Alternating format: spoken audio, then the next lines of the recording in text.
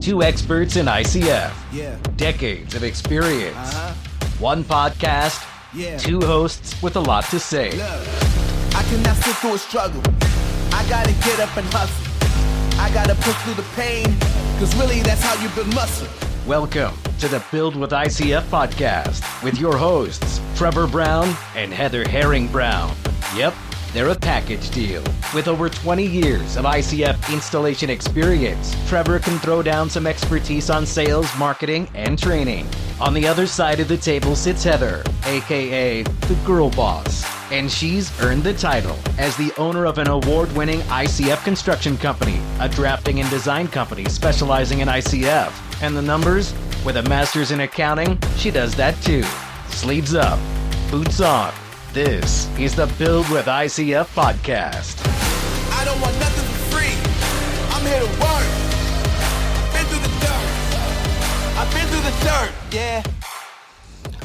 Well, I say good evening, good afternoon, good morning. I guess it doesn't really matter because they could be listening to the podcast at any time. We're not live. No, it's good evening for us. It's good evening for us, yeah. This has kind of been our thing lately, so. I know. Well, we were on a roll of getting podcasts out like what our whole intention is to get a podcast out more often. Yeah. So we're doing Yeah, if we can be weekly, that'd be great. That's what we've been trying to shoot for, but it's not always easy. But tonight, I'm pumped this evening. Yeah. Pumped up. We just came off of our first WICFA board meeting. Yeah, our founders board had their first meeting today. Super cool. Yeah. We got such a good group of guys and just so stoked that it's literally matching energy with everybody's just so excited about the whole thing. So yeah, it's crazy. Yeah. And it's super cool. So as per usual, let's start our podcast with a word from our sponsor. The ICF industry finally has a unified voice. The World Insulated Concrete Forum Association, WICFA, is launching now to support advocacy, education, and industry growth. Be part of it from day one. If you're a builder, manufacturer, engineer, distributor, or industry professional who believes in building stronger, more resilient structures, this is for you. Go visit WICFA.org, WICFA.org, and join the wait list. And just to be clear, because we brought it up on the last one, but I still got some questions about it. We're still taking names on the wait list. You can still be founder. We are past the 100, but that doesn't mean you're a founder yet. You're not a founder till you are a paid member. Yes. So what you are getting with this list is if you get on the wait list, you are going to be notified a day early. So not on Sunday, on Easter Sunday. On our launch day. On our launch day, you'll be notified first. So the way we decided to do this, and like I said, we are actively changing how we're doing things all the time, but we've never done this before. So we can change rules. So the rules is because we do want to give a membership, we want to give an advantage for being on the wait list, but we also don't want everybody to be like number 282nd on the wait list. So I'm not going to be a founding member. Yeah, you could still be a founding member in the Founders Club. You're all founding members if you joined, you're a founding member. But to be in that special group of Founders Club, which will be our top 100, first 100, meaning you're going to have a 2-digit membership number, and one person will have a 3-digit. But anyways, the 100, and you'll get we're going to do I think we're going to do some hats that'll be like Founders Club hats, WICFA hats. But anyways, the sign up now, because what we're going to do is we will be live on January, On April 6th, we will be live, and we will be sending out the notification, a special invite for those people that are on the list. And then we will open the site up to the public the day after that. Yes. So anyways, so get on the list and get an early notification, so you can do that. So go to WICFA.org and sign up on the wait list, and you'll be able to get notified way before the general population. You have a way better chance of being in the Founders Club if you do that. So anyways, super cool. Just totally jacked coming off that meeting. We got so many cool things going on. I mean, we were already thinking of doing cool stuff, but just having that meeting to get all the board members together and just kind of spitball ideas and go some over great brainstorming. It was just some good brainstorming, like what we're going to do, new affiliations that we're going to be working with. I mean, realistically, there's so much untapped business to be had in the ICF industry. There's so much, there's so many great opportunities to make an income and to be more successful and to do things. And we're just sitting here bringing together a board of people that are all seeing it in different avenues and different strengths and stuff. And then to get us all in one virtual room and say, hey, have we thought about talking to these people? Have we thought about talking to these people? Yeah. And it's just like, 25 years of doing it. And I heard 2 different ideas I'd never even heard of organizations that are going to be, I think could be hugely beneficial to growing the ICF industry and creating more, work and jobs and things like that. So it just got me thinking about like opportunity that ICF has and how this organization is going to be hopefully a driving factor in creating more opportunity for people in the ICF world. Yeah. And I think one of those things, and this kind of goes hand in hand. It was kind of funny. We got an email earlier this week that asked a question that you and I have actually been talking about. And one of the reasons for starting the association is training other installers. So shout out Theo. Yeah, shout out to Theo. So thank you for the email. Theo out in Wisconsin, he sent us in this email, and I gave him a heads up on the email, like, hey, you're going to get a shout out on the podcast. So here's your shout out, bud. Yeah. Because I think it's so true. He had mentioned that we've kind of brushed over on different episodes about being an installer and different things. And some of us that have been installers, but he gave, really good, kudos to Dave Phelps that was on a previous episode. And he, talked about, so cool to hear a guy go from not being an installer at all, from a totally different industry and to turning into this pro installer that's really good and very well, puts out a lot of really good content out on the internet for us and YouTube and different social medias and stuff. So Dave's awesome, superstar. And so that's what Theo was asking. He's like, hey, how do you go about taking it from zero, maybe very little knowledge to being a true, awesome superstar, superhero installer? And I was like, that's exactly. And then when we look at these opportunities and we're trying to grow this industry, what's the one thing that we've talked about that's holding us back? We need more installers. Exactly. If we had more installers, the distributors could sell more block. We could draw more plans. Like it just would be a much bigger industry if we could increase the installers. Yeah. So number one, I think it, starts with educating yourself. Yeah. And I am going to steal one more quote from Theo here that I thought was just the way he said it was great. It's he's like, there's very few installers near me, and it's an obstacle that needs to be stepped over. And he says, period. This obstacle could be an opportunity. And I couldn't agree more. Like, I look at it. I've bragged about my son on here. He's 22 years old. Him and his buddies do installs. They get paid a lot of money to do installs. People get paid a lot of money to frame houses. People get paid a lot of money to put insulation in houses. When you look at like all the opportunity to do this, like there's a huge opportunity for people to make a very good living doing this and help the rest of us out here, whether it be in his situation, trying to find installers for his own project or trying to get things done, for different things, to just every one of us that are out here, selling ICF products. Yeah. Like I could sell more block than I can have installed. Yeah. That's why we get this huge influx with the DIY customer. Yeah, because the thing is that sucks with our industry right now is we don't have enough installers. So if you want to do it and you talk to a builder and they don't have installers and they don't know anything about it, then they either, convince you to go with what they're already doing, which is not the route that we want people to go. That goes back to one of your rant episodes about it's your home, it's your decision. Yeah. This is your house. Make a decision. Yes, exactly. And so if we had the more installers, we could totally take care of everybody. And right. And there's a good example of, like I said, it's such a hot topic among us in the industry between the people that are, I'll say, pro DIY and people that are anti DIY, right? Yeah. Because they've had to fix screw ups by guys that didn't know what they were doing. And, but there's guys like me that have worked with DIY guys a lot and have had great experiences with them. No different than I've got a whole bunch of builders I can list off that are horrible stick frame builders that people have to go in and fix their stuff afterwards. So, Yeah. Anyway, not going to get in that argument again. We've already done that. So what we wanted to do is to answer Theo's question, and I told him I think is a great opportunity for an episode, is to really talk to the people that may be in the position to maybe become an installer or considering it, and how that goes into place. How do you do that? And I'm going to tell you from the beginning, educate yourself. It takes, this is not, I mean, I know I dumb it down a lot and it gets people hot when I say Legos for big kids, It is, but like anything, you still have to be good at it. Mhm. Like it doesn't matter if you Still have to pay attention to the 100%. details. So most people, I would say probably where you could start is the first and foremost is to educate yourself. In today's world, we have so much education available online, whether that be, University of YouTube or just webinars. I mean, almost virtually all the manufacturers have a YouTube channel. A lot of them have install videos on their channel.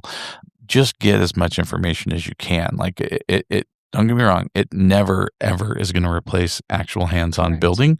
That never would be a replacement for it, but it sure is the best way for you to figure out if this is something you think you can do or want to do. Yeah.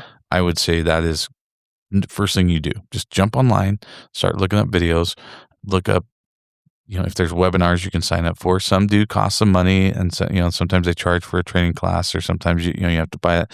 A lot of them are free, but go out there and try to find those and figure out if you can, what that is. Contact the distributors in your area and see if there's a training coming up that you can actually attend and get your hands on the block. Step 2. Step 2 is getting hold of a, person in the area or not in your area. I mean, some of the last classes I've done, I've had people from 3-4 states away, that have flown even down to, or here or there, guys that drove. I did a training class last week, and there were people that came in from, bordering states just to come to this because they hadn't found an actual in-person training that was available in the time frame that they wanted to get going, right? I have noticed, I will say, and this is something I'm going to plug WICFA again here. We will have a list on WICFA.org or BuildWithICF.com, as will be the website as well, that we will have a list of upcoming trainings across, all the manufacturers and different people that are willing to give us that information. We will be posting that and make sure we have upcoming trainings listed. But you'd be surprised, I have noticed a lot more manufacturers' websites having that on their website and sometimes on their social media. So looking up their trainings, even if it means maybe driving or even just for some people flying to something and take a course, nothing can, that hands-on courses, by far going to get you a lot more information than you will be just watching it on TV like anything. So that's going to be huge. And there's different levels of that. The one I just did, we didn't like pour concrete or do anything on a job site. Yeah. We were actually in a big, warehouse, and we were able to lay block down and build a wall and do everything, pretty hands-on. Obviously we didn't build the entire thing and pour concrete in it. But we've done trainings, like we did one in our warehouse a couple of years ago where we even put down like plastic on the floor and you sprayed waterproofing. We created we did a whole training. Well, we built a little room that the boys use as their cutting room and their storage and all that stuff, and it has still sitting in the shop right now, functioning as its own little room that we built. That was it moves around 8-foot tall ceiling, 12 by 12 by 12, and we built that and built a door and the windows and it's a storage platform above it. And we got decking. We got ICF decking on top of it that we showed people. So, so get into a training like that is obviously step 2, is if you can get that hands-on training that way. And then step 3 would be the getting to an actual install. Yeah. There's a lot of different ways to do this. So people a lot of times would be, like, well, I don't have a project. I haven't started installing, you don't know what I'm doing here. Most of the time, network within that group of people that are in that meeting. I've seen a ton of people that will actually meet people in the in-person training.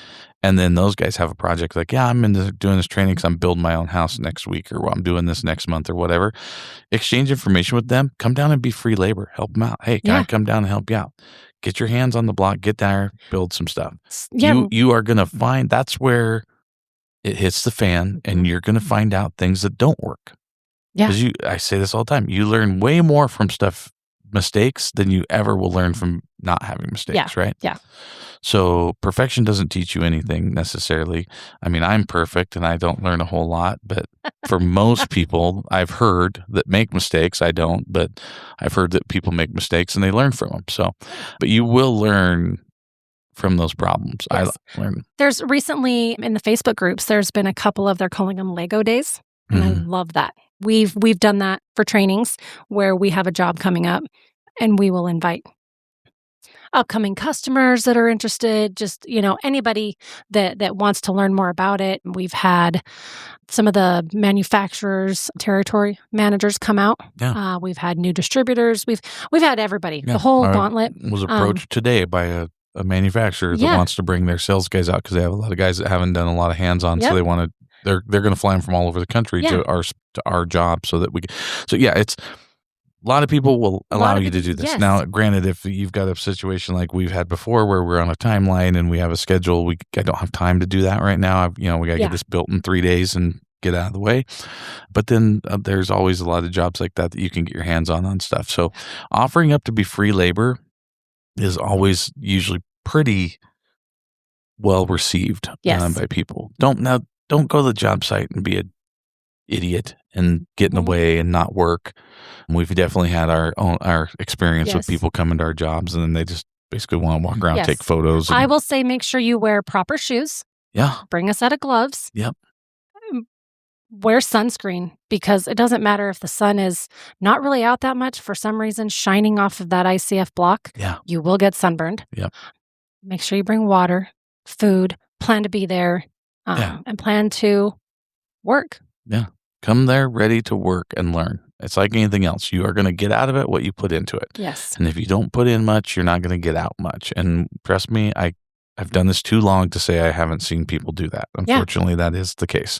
But I have also seen some people that have made amazing livings and continue to be in the business. It's so cool to see people that I've trained 15, 20 years ago that are still in the business and still doing it. And it's pretty wild. So that would be obviously your next thing. So I would say step 5 is get yourself a job, land yourself an install, whether that be your own install, preferably. That's always a good one. That's pretty low stress to do that, but get out there and get some work. You want to this is what you want to do for a living and you're still having fun. You've been through you've done all the videos and you've watched everything and I got you pumped up. Now you went to an in-person class or a training in a warehouse somewhere at a hotel or somebody, you did that. Okay. Now you got to move to the in-person. You've gone and been free labor for somebody and you jumped on a job site and you worked, side by side with somebody that knows what they're doing for, a day or a week or whatever you end up doing. Now you've got enough experience to go ahead and it's time to go out and do your own thing. And we all have to do that at some point. Training wheels have to come off and you got to head down the mountain. Yeah. And I would think somewhere in the middle of that, if maybe you don't have your own job to get started on that, maybe go to work for an experienced maybe it's not free installation labor. crew. Maybe it's not. Yeah. Maybe it's free labor the first time, but it turns into make some calls, go to other people and have a job. Say, hey, look, I haven't done a ton of these, but I went to the training. I did this, and this. I'd like to learn sometimes there's more. certifications. You can get certifications from a lot of these classes. So if you get out of the class and take a little test and then you end up with a certification, usually from that particular brand, we're going to be hopefully offering through WICFA here pretty soon that you'll be WICFA certified installer. Then you start mounting up those those certifications and stuff, but you go to that builder, installer, that has an established installer crew. Hey, can I work with you? I want to do this and get paid to do it. And now you're making money to do it. I can tell you that 99% of the installers I know are all ready to hire another guy or two. So they're all very busy and they're all ready to take on more jobs. And luckily with ICF, you don't need a lot of guys to take on more jobs. So I'll get into that a little bit later. But getting that experience and maybe getting paid to do it is amazing. If you don't, then that option is to get yourself a job going on this, and say you get to work with somebody that's looking for an installer, and you can be the installer for a general contractor.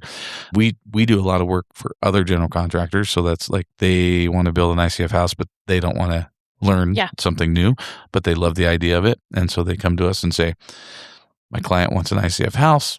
I'm not looking to do it. Do you have an install crew?" We can sell it to you, install it, everything. So usually that's another option to do that. Yeah, the smart builders, smart little piggies. Yeah. So those guys, that's where you go with that. Obviously, the next step is going to be just generating more business. Yes. That I would say a big part of that is staying active. You're not done at that point. Like, you've done, say you took a certification class from one manufacturer, go take the other every single manufacturer, take as many of them as you can, because once you take their class, a lot of times you get put on a list of installers. So then what happens is like myself, I get calls and people say, hey, I'm doing this block. Do you have any installers? Yes, this block has this many guys. Here's their install list, right? And these guys are pretty protective of their list. So if you can get on as many of those lists as possible, you will have revenue coming in, leads coming in from all kinds of different people. The one advice I will give, biggest advice I will give, is never, ever, ever flip a client to another block company. Correct. If you got sent by somebody. You dance with the girl who brought you. Yes. And if you screw over one person one time, it's a very small industry and we all hear about it. And they say, yeah, this guy, I gave him the lead and he flipped it to the other block company because he's buddies with the rep or he likes them better or whatever it is. Mm-hmm. You do that one time and you burned all bridges in this industry. So do not, if you're a young installer looking to get in this, be as loyal as you can to every single manufacturer you work with and respect that they sent you that lead. Do not try to talk somebody into something different. That is a big no in this business, because what happens is if we've become very well respected. There's really no brands that we won't install for. People will come to us and they're like, hey man, I know you won't flip them. I have a lead, I have or draw for same. Yeah. Or we draw for them. We do all this, right? Like we work with every brand out there. And my crews know that when you're on that job, you don't talk about other blocks. You don't say, oh, I don't like this block as much as XYZ because we install them all. Don't. So anyways, there's a lot of business to be had if you can span across all those and get certified by, different brands of block out there. So I'm getting my leg torn apart right now. By the podcast dog? By one of the podcast dogs. He's down here showing us it's too late and we need to go down and pet him. He's already been fed. Yeah. So Gordon, the podcast dog, if everybody saw him, our little Scotty dog, he's made an appearance on our Instagram and he has, had an announcement of the new podcast dog. So he's sitting here running up my leg. Anyway, getting sidetracked. Okay. That's how you grow the business, is you want to basically network with as many of these people as you can. I would say another thing that we talk about all the time, if you want to really get yourself established very well with a lot of people in 1 or 2 days' time, go to World Concrete. Oh, yeah. Go to World Concrete with a stack of cards. Know the area you will cover. Yes. And go talk to those people. Usually when you walk into a booth and you walk into a manufacturer's booth, they'll say, I'm an installer from Idaho, but we will do installs in Washington, Oregon, Montana, and Utah, whatever.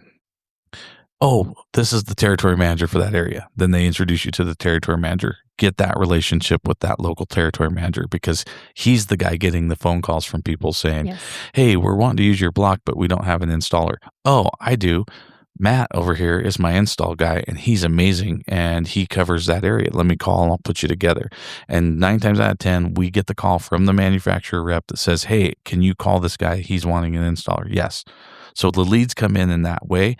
The better relationship you have with those territory managers, which, speaking as someone who spent a lot of years as a territory manager, my install Rolodex was crucial to me, because I'm more motivated than anybody to make sure you get work, because I'm selling the block and I'm a commission sales guy. So I get money off of what you install. So you have a real ally in all the territory managers for your area. So study the block companies, meet the territory managers. Best place to do that all at one time is to spend a couple days at World of Concrete. Come down to World of Concrete. Look us up. We're always there. You can hang out with us for a little while.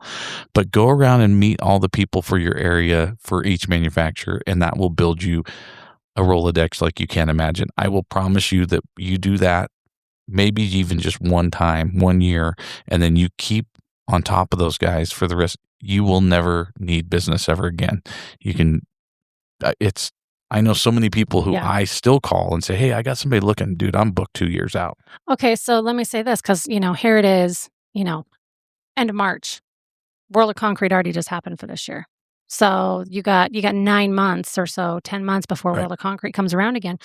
What do you do as the new potential, like the you want to start becoming an installer now? You've already gone through, you got educated, you've been to a training class, you've taken the test, you've been on a job site, you've done these things, and now you're looking to get started. What is your move? Dude, that's when I contact all those territory managers. And you can find most of them are listed on their websites. Yes. So if you go to the manufacturer's website, usually you can click on that. Say you're looking for somebody in this area, it's going to give you the name of the territory manager. When I was a territory manager, my picture was right there on the screen. People would call me, hey, I saw you on the website. I'm looking for XYZ, right? So contact those guys and just say, hey, I wanted to introduce myself. I'm an installer. These are the areas I'll cover. I'll travel this far. This is what it is. Again, they will be your biggest advocate. They will be your biggest ally. They are motivated by commission sales to make sure that you are successful. So make that guy your partner. Exactly. And I know the answer to this, but I'm just going to tee it up for you. So as a territory manager, when you're getting those phone calls and you're going out and you are doing, meetings in those areas of your territory, are you reaching out to those installers to meet with them, to 100%. set up lunch or something? I'm going to Find out lunch. more? I'm going to coffee. We're grabbing a beer, whatever it is. I am those relationships with my installers are crucial as a territory manager. So therefore I am a partner in your business. Yes. I always said all the time, a company, we have a repping company too, and our repping company is called Havoc Sales Partners, because I don't believe that you should be a salesperson. I think you should be a partner. I am a partner in your business as that territory manager. I need your business to be successful so that I can be successful. So making that connection with those guys is crucial, and having that relationship with them and the brand and everybody is a very, very important part of this industry. And as you get that, so then your next step is to get better at your craft. You got to put blocks down. The more blocks you put down, the better you get. I am, been doing this for 25 years. I still learn stuff from builders all the time. Different installers doing different things. I'm not, have I done a lot of them? Yeah. Do I consider myself an expert? Yeah. Do I learn something almost every time I'm on a different job? Yes. Do I have things that can go wrong on a job and I learn from them? Yes. So just get out there and really hone your craft and just get more work done, get more work under your belt. That's going to make you better. Back to a marketing thing, though, I think we kind of skipped over is the internet's everything right now. Social media is everything right now. Document what you're doing. Shout out to one of our podcast guests, Josh Miller, ICF guys. You go look up ICF guys on Instagram and watch their videos, and he does such a good job of just documenting, everything about the build. He'll put on there when he does something wrong, which I think is genius, right? Because you learn, again, more from those mistakes. I don't make mistakes, but the guys that do that is a huge part of it. And I watch those comments on some of his videos he puts out there, and it's just like people blow it up, and they're like, dude, I love this. Make content about it, because people will follow you and you will become an expert. And the thing is when I'm researching somebody, example, if I were going to be if I was one of those people trying to hire an installer, I would say, oh, okay, well, send me your information. Do you have a YouTube? Do you have, how do I find out more about you? I want to see some of your jobs. I can look and see, like, you could just be some guy and like, yeah, I don't have any of that. And, okay, do you do good work? Oh yeah, I do it. I do good work all the time, blah, blah, blah, blah, blah. Well, if you had a YouTube channel or an Instagram or something, socials, anything, yeah, TikTok, anything, I could go look you up, and I'm like, oh, well, here he is 2 days ago, building stuff in the snow. This guy's legit. Look at what he's doing. Here's another job he's doing. Like, show people. That's your portfolio. Okay, Yep. That's what people can see to see if you're a legitimate, builder out there. So put it out there. As long as you're doing a good job, you should be proud of that. Yeah. The other thing that you should be able to do as an installer is be able to create a Google page and ask for Google reviews. Yes. Ask people to go on your Google page and review you and say, yes, I hired these guys and they were awesome, so that people can hear from other people. And even deeper than that, ask your customers, can I refer people? Would you mind if would you give me a reference? Yeah. Can I give out your number for them to call you? Can you call, can they call your last 3 customers and say, yeah, hey, I'm looking at having him build me an ICF house. Oh my God, he was awesome. They did great. He did so awesome. Because if you don't, and people are like, yeah, no, he was horrible. I was bad. This went bad. A wall was creaking, blah, blah. Then that's hard to come back from. And I'm not saying that doesn't happen. I've done it, and it's not something you're proud of, but it happens. Like, people aren't perfect, but it's but get that referral that you can from the customer, so that you can hand that out to people and say, yeah, actually, here, this guy, I just finished his house, give him a call. Yep. So putting that all together, that's a great marketing way to do it. And it's so crucial to have, we live in an age where it's really easy to put your portfolio out to the whole world. 100%. You don't have to have a website to do it. You can do it through these socials because for free. Yeah, you can put out videos for free and put it out there. So that's one thing I would do as an installer now that I did differently as before when I started. We didn't have social media. Yeah. So, and then just to kind of back up a little bit and going into business for yourself and becoming an installer, make sure that you're checking with your local, your state requirements to see what, if there's a license that's required for you to be an installer or a general contractor, if there's a register, just find out if you're a sub, do you need to be licensed, or are you working under a general contractor? All these different things. Like in the state we live in, nobody needs a license. They need a registration and they need insurance. Yeah. So, it's very loose, but then there's states where you go to and like you go right across the border. We work in Oregon. You have to be licensed in Oregon, and you have to be, have a certain level, a very high level of insurance that you have to carry. And so, there's a whole different thing. Some states you have to take a class. I know, like Dave was talking about, you got to take you have to have classes. Different levels based on the value of the project that you're working on. Some states require bonding. So just check into your local. There is legalities with any business, especially contracting. There's a lot of legalities and stuff. Another thing, shout out for Home Builders Association. Join your local Home Builders Association. They can help you navigate a lot of that. So one of the first things you can do to gain business and gain trust with people is be an advocate for the industry, in the building industry in general, so that people, and within your community, being involved with a lot of this stuff gives people that confidence in doing business with you because you're involved in the community and your industry. So, being involved is a big thing. I think sometimes people, when they're starting out, it's hard because you're on a limited budget, but you go and spend $500 on an annual membership to something. One job pays for 10 years of that. Oh, yeah. So it's a very small amount for an annual membership to join, whether it be with WICFA or to be with the, your building association or the home builder association. So anyways, get involved with that. I would say kind of into some of the nitty gritty of it. I think people, what you need as tools to be an ICF installer is very, very limited. It's very small amount compared to a lot of other industries, right? You're talking about a $7 saw that you need. You're talking about an impact wrench and some, it's very limited what you need to do this job versus, somebody doing something more specialized or bigger. Like, we work with a very minute amount of tools that we would use on a regular basis. A table saw doesn't have to be the top of the line table saw. I ran my business on a literally like $69 Delta table saw that I bought at Home Depot 20 years ago, and it finally just died, within the last few years. So it's just a matter of go out there, get the right tools. Pretty much every install guide I've seen has a list of tools. What I was just going to say. So it's it's usually right in the front of almost every install guide you ever pick up. So you'll know what tools to get, but it is a very low barrier of entry for cost wise. You don't have to have big trucks. You don't have to have, it's a small toolbox full of gear, and you can roll onto a job site. Yeah. A tote worth of tools, and you can walk onto any job site and then as you grow, then you can get your own alignment systems and stuff. You'll get more toys, trust me. Laser levels and vibrators and things. A lot of that stuff you can rent when you're getting started. So if you're a young person or you're new to this and you're trying to do this on a budget, it's a very easy business to get into that way, because most of the bigger expensive tools you can rent if you need them for just a few days while you're using them. Eventually you're going to buy those. Eventually you're going to have a big job trailer. Eventually you're going to have all the toys and warehouses and 18 trailers that we have and different things, but hey, we're trying to get rid of them.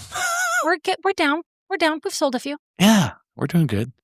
Trying to downsize. So, but you will just find. You need a skid steer, right? That's what we did. Now, you don't need a skid steer. You don't need a skid steer to do ICF. We just like to have one to move the air alignment system around. So we have a very glorified air ride, Bluetooth, air conditioned, heated seat forklift, essentially. And also for yard work around the house. And So there it goes. Everybody should have one. When you Anyways, get- just very, very low barrier to entry, which I think is just another opportunity for people.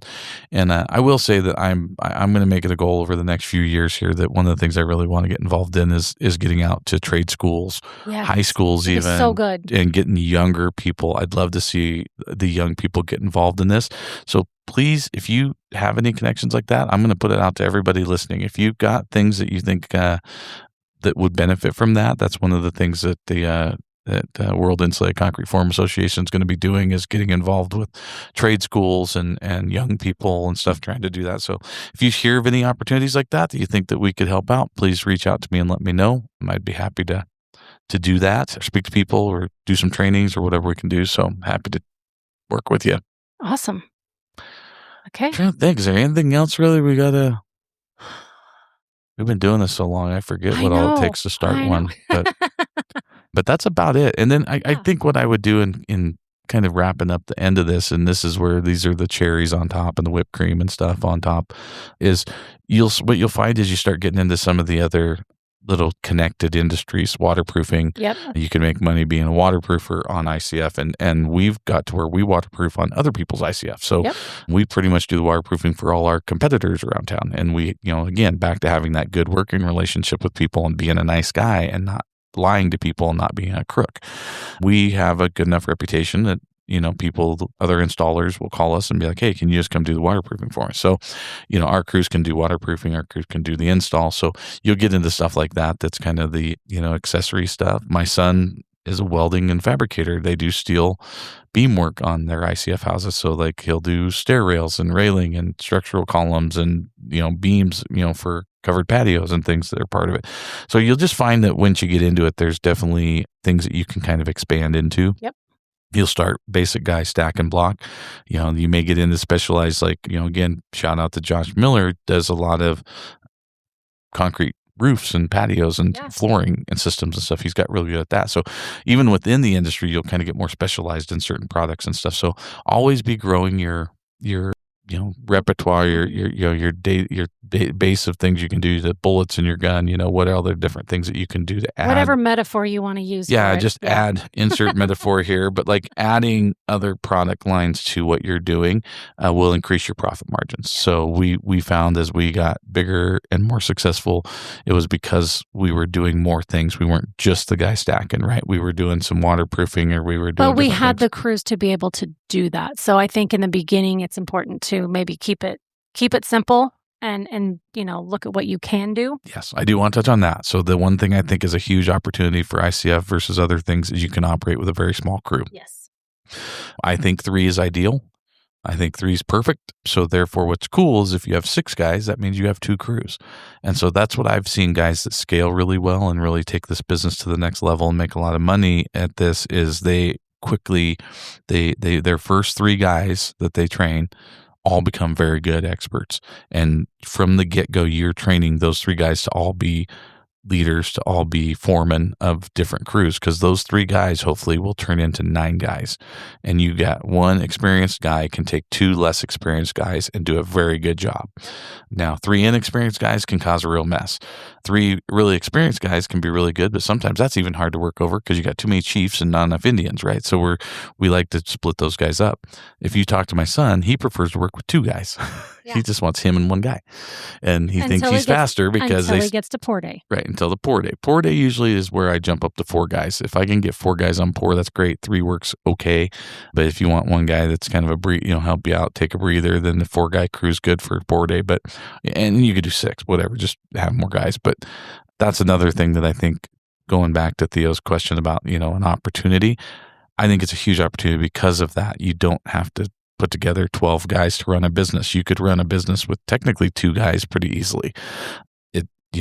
Yourself and 1 guy or yourself and 2 guys could be pretty easy. And most guys can put together that kind of business pretty easy. So that's another thing I want to touch on is just the size of crews. ICF installers usually tend to work more. And you get into the big stuff when you're IMS out of Utah or you're, the Feder boys down in Arizona, you're seeing guys that are running 50 guys, 20 guys, for doing big schools and hotels and things like that. And if you've got the drive to go that far, dude, there's a lot of opportunity in that too. Taking it to the next level is something that's just awesome to watch. But it all starts with maybe one or two guys just out there installing. So I think that's everything.